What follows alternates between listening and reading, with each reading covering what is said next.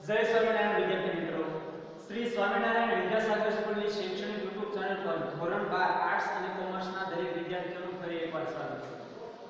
વિદ્યાર્થી મિત્રો, આપણે વાત કરી રહ્યા હતા વિનોબા ભાવેની આત્મકથા અહિંસાની ખોજમાંથી લેવામાં આવેલો એક ભાગ, જેને નામ આપ્યું હતું સત્યાગ્રહાશ્રમ, એકમ નંબર 4. આપણે એના બે ભાગની માહિતી સહી મેળવી. વિનોબા ભાવે બાળપણથી જ એમને હિમાલય અને બંગાળ જવાની ઈચ્છા હતી. ગાંધીજીને મળે છે ત્યારબાદ એમને આ બે સ્થળોની જે માહિતી મેળવી હતી એમને મળી ગઈ હતી. ગાંધીજી સાથેના પત્ર વ્યવહારમાંથી એ રૂબરૂ ગાંધીજીને મળવા માટે કોચરબ આશ્રમમાં ગયા છે. ત્યાં એમને એકાદશ વ્રતોનું પાલન કરવાનું છે અને આ એકાદશ વ્રતો સાથે વિનોબા ભાવે છે આશ્રમમાં રહેવા લાગે છે. ધીમે ધીમે ગાંધીજીના એ પ્રિય વ્યક્તિ થતા જાય છે અને કોઈ પણ વ્યક્તિ આશ્રમમાં આવે તો એમને વિનોબા ભાવેને મળવાનું કહે છે. આવી જે ઘટના બનેલી, કોઈ એકવાર એક વ્યક્તિ છે એ આશ્રમમાં આવ્યો એટલે ગાંધીજીએ કીધું કે તમે પહેલા વિનોબાને મળ્યા છો, ન મળ્યા હોય તો મળજો. આમ કહીને વિનોબા ભાવે પાસે એમને મોકલે છે. તો એ સમય દરમિયાન શું ઘટના બને છે ત્યાં સુધીની વાત આપણે છેલ્લા તાસ દરમિયાન કરી હતી. જોઈએ આપણે આગળની ઘટનાનો થોડો ભાગ. પેજ નંબર 14 ઉપરથી આપણે શરૂ કરીએ. વિનોબા ભાવે એ સમય દરમિયાન જમીનને ખોદવાનું કામ કરી રહ્યા હતા. ઓલા માણસને પ્રશ્ન કર્યો કે શું કામ આવ્યા હતા, તો ઓલા ભાઈ કહે છે કે બસ તમને જોવા માટે. એટલે વિનોબા ભાવે પાછા પોતાના કામે વળગી ગયા હતા. ત્યાં સુધીની આપણે વાત કરી. જોઈએ આપણે આગળ. બીજી કોઈ વાતચીત ન થઈ. હું પાછો મારા કામે લાગ્યો. નજર પણ કામ ભણી વળી ગઈ. એ ભાઈ થોડી વાર ઊભા રહ્યા. ઓલા ભાઈ કીધું કે હું તમને માત્ર જોવા માટે આવ્યો, દર્શન કરવા આવ્યો. એટલે પછી તો કોઈ સવાલ નથી વાત કરવાનો. એટલે વિનોબા ભાઈ પાછા પોતાના કામે વળગી ગઈ. પરંતુ કાંઈ બોલ્યા કાર્ય વગર, કાંઈ પણ બોલ્યા કાર્ય વિના એ પોતાનું કામ છે કરી જતા હતા. પાછા જઈને એમને બાપુ પાસે રાવ કરી કે તમે કેવા માણસ પાસે મને મોકલ્યા. બોલો માણસ તો વિનોબા ભાવેને મળવા આવ્યો. એ ગાંધીજી પાસે ગયો અને ગાંધીજીને ઠપકો આપ્યો કે તમે મને કેવા માણસ પાસે મોકલ્યો. મારી સાથે કશી વાતચીત કરી પણ ના કરી. બાપુ સમજી ગયા. ઓલા જે માણસ પાસે તમે મને મોકલ્યો હતો એ માણસે તમારી સાથે કશી વાતચીત પણ ન કરી. એટલે બાપુ ગાંધીજી સમજી ગયા અને પૂછ્યું, તમે ત્યાં ગયા ત્યારે શું કરતા હતા? તમે એને મળવા માટે ગયા ત્યારે એ માણસ શું કરતા હતા? જમીન ખોદતા હતા. એ જાણ્યું એટલે બાપુએ કીધું. ઓલા માણસે વાત કરી કે હું ગયો ત્યારે જમીન ખોદતા હતા. એટલે ગાંધીજીએ શું કીધું કે તો પછી નારાજ થવાની શી જરૂર છે? જમીન કી પોતાનું કામ કરતા હતા તો પછી નારાજ થવાની શી જરૂર છે? વિનોબા પોતાનું કામ કરી રહ્યો હતો. એ વ્યક્તિ છે, માણસ વિનોબા છે, પોતાનું કામ કરી રહ્યો હતો. ત્યારે તમારી સાથે બોલે કેવી રીતે? પોતાનું કામ કરતો હોય તો એ તમારી સાથે વાત કેવી કરે? તમને ખબર નથી કે કોઈને મળવા જવું હોય તો પહેલેથી સમય માંગી લેવો જોઈએ. શું તમે નથી જાણતા કે આપણે કોઈ માણસને મળવા માટે જવું હોય તો આપણે એને પહેલેથી જ એની પાસે રજા માંગી એનો સમય છે ચોક્કસ લઈ લેવો જોઈએ, માંગી લેવો જોઈએ. આમ બાપુએ એમને તો મનાવી લીધું, પણ પછી જ્યારે મને મળ્યા ત્યારે મને ફટકાર્યો. એ માણસને તો ગાંધીજીએ વાતો કરીને મનાવી લીધું, પણ જ્યારે વિનોબા ભાવેને ગાંધીજી મળ્યા ત્યારે ગાંધીજીએ વિનોબા ભાવેને પણ ઠપકો આપ્યો. શું કીધું? ભલા માણસ, કોઈ આવે ત્યારે એને મળવું, એની સાથે વાતચીત કરવી એ પણ એક પ્રકારનું કામ જ છે. કોઈ માણસ આપણને મળવા માટે આવ્યો હોય ત્યારે આપણે એને મળીએ, એની સાથે વાતચીત કરીએ, એ પણ એક પ્રકારનું કામ જ છે. આમ એમના હાથે મારું ધીરે ધીરે ઘડતર થતું આવ્યું છે. આમ ગાંધીજીના જે સમય દરમિયાન ગાંધીજી સાથે રહ્યા એ સમય દરમિયાન વિનોબા ભાવેનું જીવન ઘડતર છે થતું આવ્યું. સ્વભાવે હું જંગલી જાનવર જેવો છું. સ્વભાવે જંગલી જાનવર, એ કોઈને ભેદ અથવા કોઈનામાં ભેદ ન હોય, દરેકમાં એના માટે સરખું અને ગમે એને ગણનો ઉપર હિંસા કરે તો ગમે એને એ હુમલો કરે. તો આવો જંગલી જાનવર જેવો છે મારો સ્વભાવ છે, વિનોબા કહે છે. બાપુએ મને પાળીતા પ્રાણી જેવો બનાવ્યો. હિંસકમાંથી અહિંસક માણસ બનાવ્યો છે, પાળીતા પ્રાણી રાણી જેવો બનાવેલો છે. એમના ચરણોમાં બેસીને હું અસભ્ય માણસમાંથી સેવક બન્યો છું. એમના ચરણોમાં બેસીને એના સાનિધ્યમાં જ મને એક સારો માણસ બનવાની તક મળી છે. બાપુની સાથે રહીને મને સેવાની લગન લાગી છે. બાપુની સાથે રહ્યો એટલે મને પણ લોકોના કામ કરવાની, સેવા કરવાની લગન લાગી. હું સેવાને ભગવાનની પૂજાનું સાધન અને જનતાને મારો સ્વામી માનું છું. હું સેવા કરવી એને જ મારી પૂજા, એને જ ભગવાનની પૂજાનું એક સાધન અને જનતાને પોતાના સ્વામી એટલે કે ભગવાન માને છે. બાપુએ મારી કસોટી કરી હશે કે નહીં મને નથી ખબર કે ગાંધીજી ક્યારે મારી પરીક્ષા લીધી છે કે નહીં એની મને કાંઈ ખબર નથી, પણ મેં તો મારી બુદ્ધિપૂર્વક એમની ઘણી પરીક્ષા કરી લીધી. એમણે કરી કે નથી કરી મને કાંઈ ખબર નથી, પણ મેં મારી બુદ્ધિથી ઘણી બધી વાર એની પરીક્ષા ગાંધીજીની કરી લીધી છે. અને જો એ પરીક્ષામાં તેઓ ઊણા ઉતરત તો હું એમની પાસે ટકી ન શકત. જો એ પરીક્ષામાં ગાંધીજી ઊણા ન ઉતરે એટલે કે ઉત્તીર્ણ ન થયા હોત તો હું ક્યારેય પણ ગાંધીજી સાથે રહેત નહીં. અર્થાત કે વિનોબાની દરેક પરીક્ષામાં ગાંધીજી છે ઉત્તીર્ણ થયા છે. મારી કસોટી કરીને એમણે મારામાં ગમે તેટલી ખામીઓ જોઈ છે અથવા જોતા રહેતા હશે. મારી કસોટી એને કદાચ કરી હોય તો એને મારામાં ઘણી બધી કમીઓ દેખાડી છે, તો પણ તેઓ મને એમની પાસે રાખતા. હું કદાચ આ ન રહે જો એનામાં કંઈક ખામી રહી ગઈ હોત તો, પણ એણે મારી પરીક્ષા કરી ઘણી બધી ખામીઓ ગોતી છે, પણ એણે મને ક્યારે અહીંથી જવાનું કહ્યું નથી. મેં એવા ઘણા મહાપુરુષો જોયા છે, તો પણ તેઓ મને એમની પાસે રાખતા હતા. પરંતુ મને એમની સત્યનિષ્ઠામાં લગી એક ખામી પૂર્ણ કે ઓછ લાગી હોત તો હું એમની પાસે ટકી ન શકત. ગાંધીજી પાસે કહે છે કે એમાં કાંઈ પણ એના ચરિત્રમાં કે કોઈ પણ કાર્યમાં ખામી રહી હોય તો વિનોબા કહે છે કે હું ટકી શકે નહીં.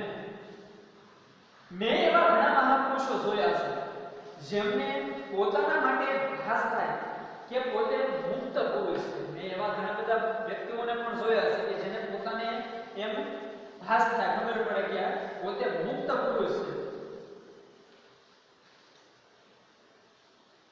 પૂર્ણ પુરુષ છે, તો પણ મને એવા કોઈનું આકર્ષણ નથી કે એ સર્વસર્વા છે એવા વ્યક્તિની પણ મને ખબર છે, છતાં પણ એ વ્યક્તિ પાસે જવાનું મને ક્યારે આકર્ષણ થયું નથી.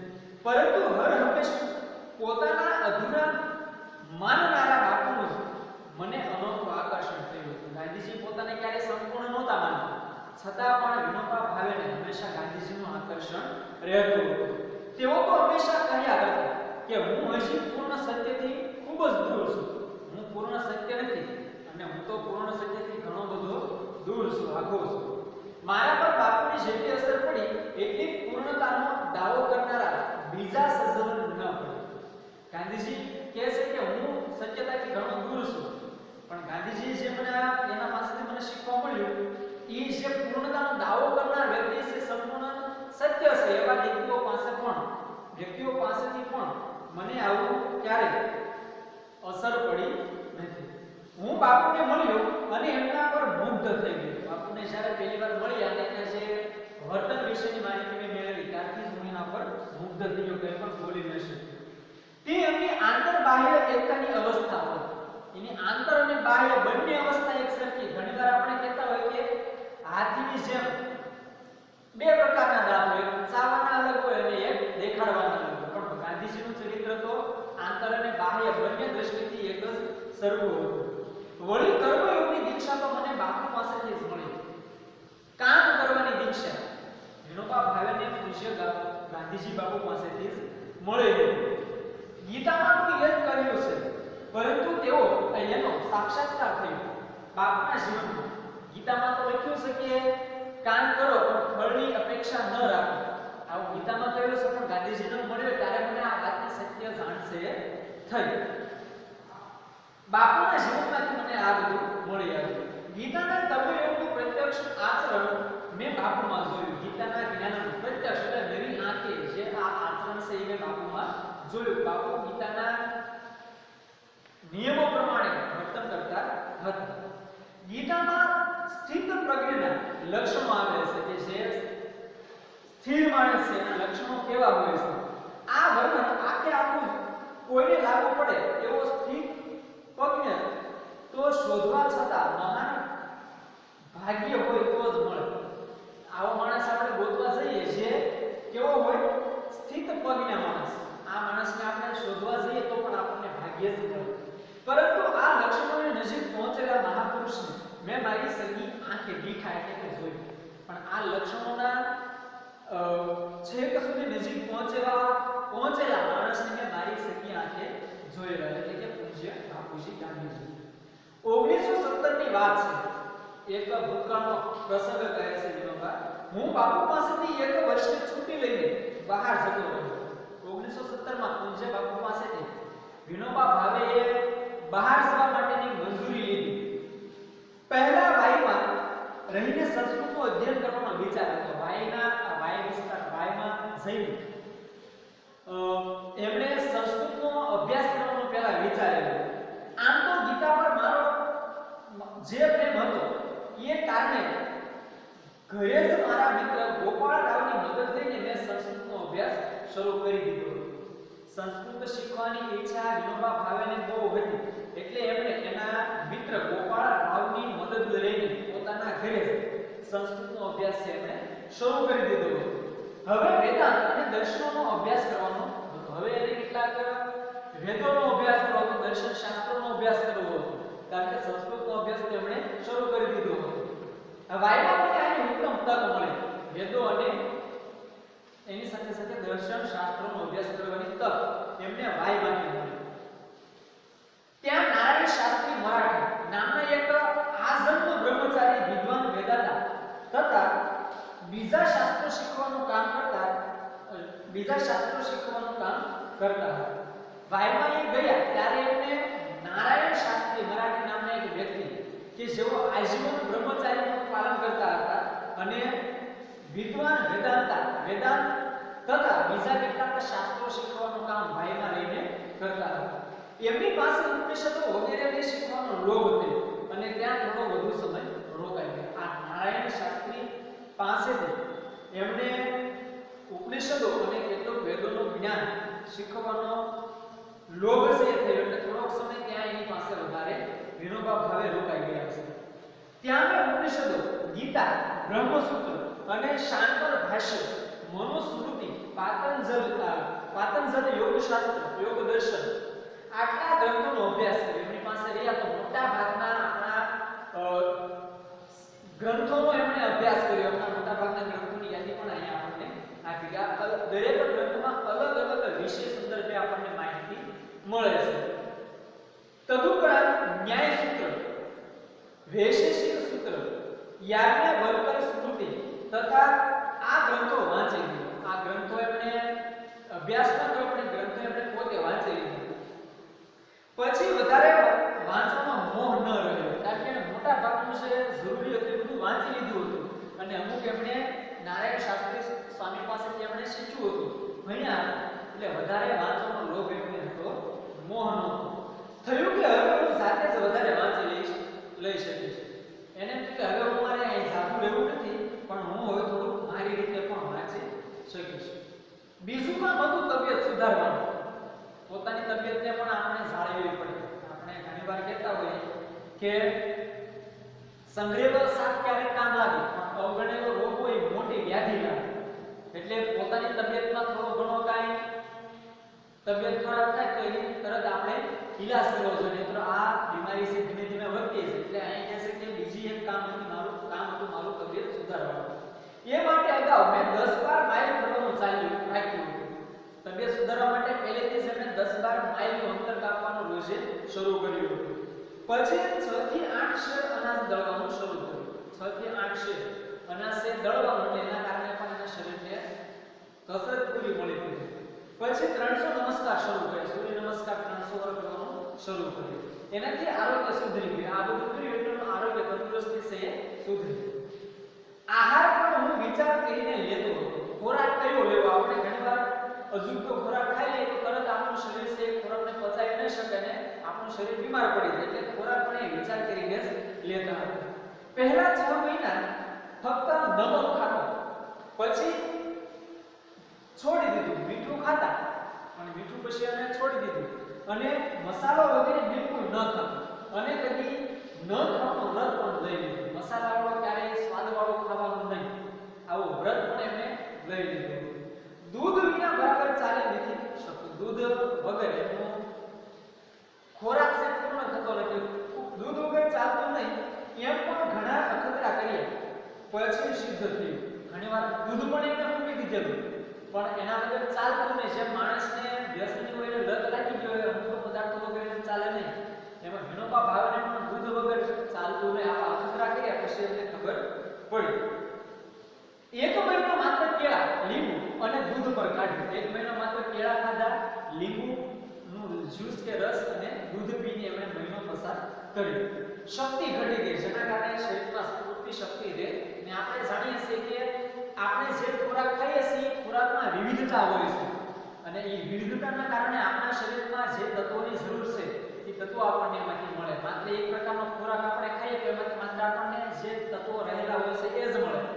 એમ આપણે અલગ અલગ ખોરાક ખાઈએ તો આપણા શરીરની જરૂરિયાત તત્વોની જે છે બધી પૂરી થાય. પણ અહીંયા માત્ર લીંબુ કેળા અને દૂધ ખાધું તો એના કારણે શક્તિ ઘટી ગઈ. દૂધ આપણે કહીએ સમતોલ આહાર છે પણ એટલું દૂધ છે એ પણ આપણા શરીરને એટલું બધું પોષક તત્વો પૂરા પાડી શકતું હોતું નથી.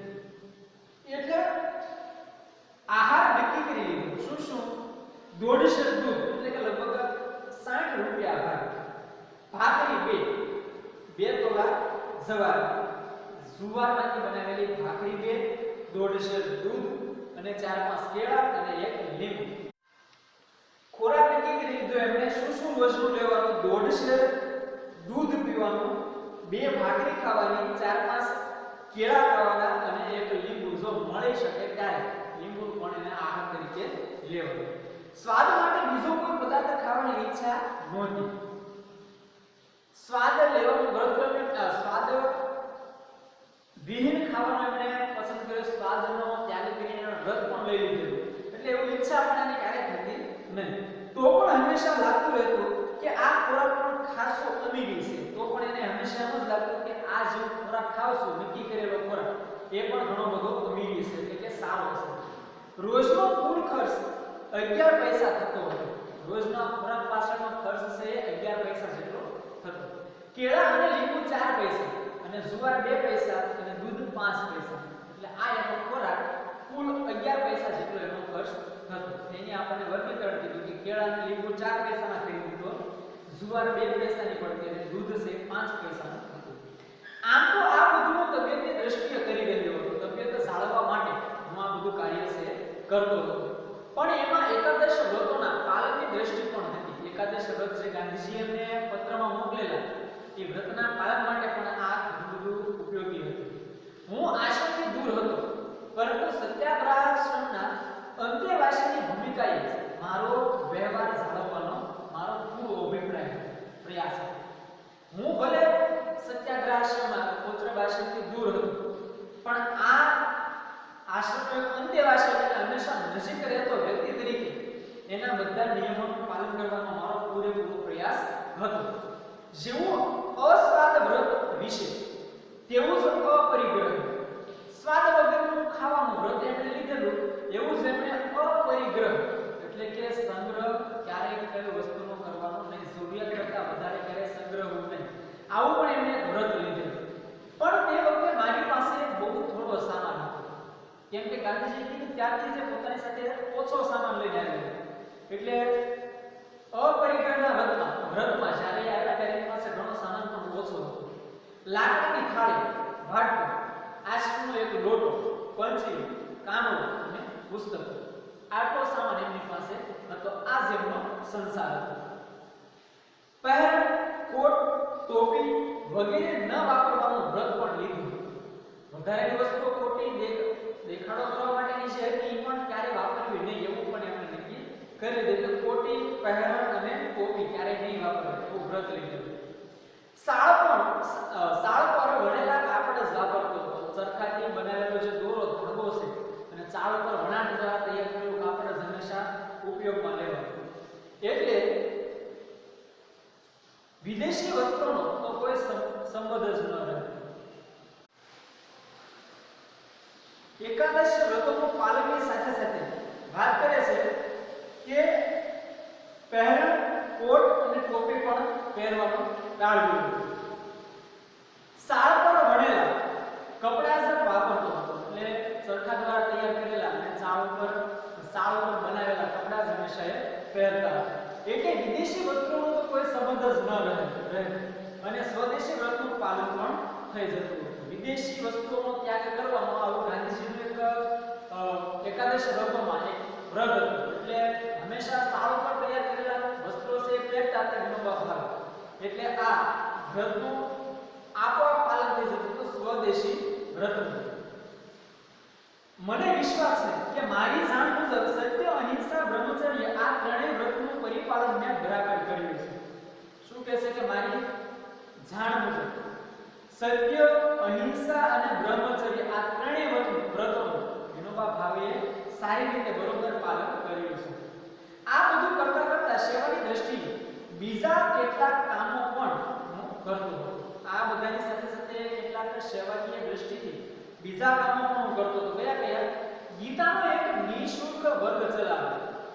ભગવદ ગીતાનો અભ્યાસ કરવા માટે એક નિઃશુલ્ક એટલે કોઈ પણ રકમ લીધા વગરના ફ્રી વર્ગો છે એમણે ચલાવ્યા. એમાં 6 વિદ્યાર્થીઓને આખી ગીતા અર્થ સાથે સમજાવી. 6 વિદ્યાર્થીઓ હતા એમને આખી ગીતા એમના અર્થ સાથે એમણે સમજાવેલી. બીજા એક વર્ગમાં 4 વિદ્યાર્થીઓને જ્ઞાનેશ્વરીના 6 અધ્યાય ભણાવ્યા. બીજા એક વર્ગમાં જ્ઞાનેશ્વરી ગ્રંથના 6 અધ્યાય છે એમણે ભણાવેલા. 2 વિદ્યાર્થીઓને 9 ઉપનિષદ શીખવ્યું. હું પોતે સારું હિન્દી નહોતો જાણતો, પરંતુ હિન્દી પ્રચારની દ્રષ્ટિએ રોજ વિદ્યાર્થીઓને સાથે રાખીને હિન્દી છાપા વાંચવાનો કાર્યક્રમ રાખ્યો હતો. હિન્દી પોતે વિનોબા ભાવે પણ સાચું જાણતા નહીં, પરંતુ હિન્દીને મહત્વ આપવા માટે, હિન્દીના પ્રચાર માટે એમણે કેટલાક વિદ્યાર્થીઓને હંમેશા સાથે રાખીને છાપા વાંચવાનો કાર્યક્રમ છે રાખ્યો હતો. વાયમાં વિદ્યાર્થી મંડળ નામની એક સંસ્થા સ્થાપી. વાયમાં રહી એટલે વિદ્યાર્થી મંડળ નામની એક સંસ્થાની સ્થાપના કરી. એમાં વાંચનાલયને મદદ કરવા માટે દળવાનો એક વર્ગ રાખ્યો. વાંચનાલય પુસ્તકાલય બનાવવા માટે એક વિદ્યાર્થીઓનો વર્ગ દળવાનો છે એમણે શરૂ કર્યો. ત્યાં અનાજ દળવામાં આવતો. એની રકમ શું કરતા? એમાં 15 વિદ્યાર્થી અને હું પોતે એમ સૌ દળતા. 15 વિદ્યાર્થીઓ અને વિનોબા ભાવે પોતે બધા ભેગા મળીને અનાજ દળવાનું કામ છે કરતા. જે લોકો ઘંટીથી દળાવી લાવતા એમનું કામ બશીરે 1 પૈસો લઈ કરવાનું અને એ પૈસા વાંચનાલયને આપી દેવાનું. જે દળાવવા માટે આવે એને બશીરે 1 પૈસો લેવાનો અને જે પૈસાની કમાણી થાય એ બધા પૈસા પુસ્તકાલય બનાવવા માટે આપી દેવાના. મોટા વેપારીઓના દીકરા પણ આમાં જોડાયા હતા. મોટા મોટા વ્યક્તિઓ પણ આમાં દળવાના કામમાં આ મિત્ર જે વિદ્યાર્થી મંડળ હતું એમાં જોડાયા હતા. વાયપુરાના વિચારોનું સ્થાનક હોવાને કારણે બધા એમને અમને મુહૂર્તમાં અપાવી દેતા. વાયનું સ્થળ છે વિચારોનું સ્થાનક હતું. એટલે ત્યાં રહેતા દરેક વ્યક્તિ છે આ કામે લાગેલા વિદ્યાર્થી મંડળના વ્યક્તિઓને મુહૂર્તમાં કપાઈ દેતો. એટલે કે આપણે તો ગાંડા સારું થોડું કરાય આવું કહેતો. તો પણ આ વર્ગ 2 મહિના ચાલ્યો. 2 મહિના સુધી બધાએ જે કેવું હોય તે કે પણ 2 મહિના સુધી આ કામ છે એમણે કર્યું. વાંચનાલયમાં 400 જેટલા પુસ્તકો જમા થઈ ગયા. 2 મહિના ચલાવ્યો એટલે પુસ્તકાલયમાં 400 જેટલા પુસ્તકો એમણે ઘંટી ચલાવીને દળીને ભેગા કર્યા. આ વર્ષમાં મેં લગભગ 400 માઇલનો પગપાળા પ્રવાસ કર્યો. જ્ઞાન પ્રાપ્તિની દ્રષ્ટિએ મહારાષ્ટ્રમાં 5 કે 4 જિલ્લામાં હું પગપાળા ફર્યો. જઈશું બાર તો કંઈક શીખવા મળશે એવું ધારીને મહારાષ્ટ્રના 4 કે 5 જિલ્લાઓને એમણે પગપાળા ચાલીને જ અભ્યાસ કર્યો હતો. ફરવા પાછળ મારો હેતુ હતો કિલ્લા જોવાનો. કયા કિલ્લા જોવાનો? રાયગઢનો હોય કે પછી સિંહગઢનો, તોરણગઢનો, આપણા પ્રસિદ્ધ ઇતિહાસમાં સ્થાન ધરાવતા ગઢ જોવાનો.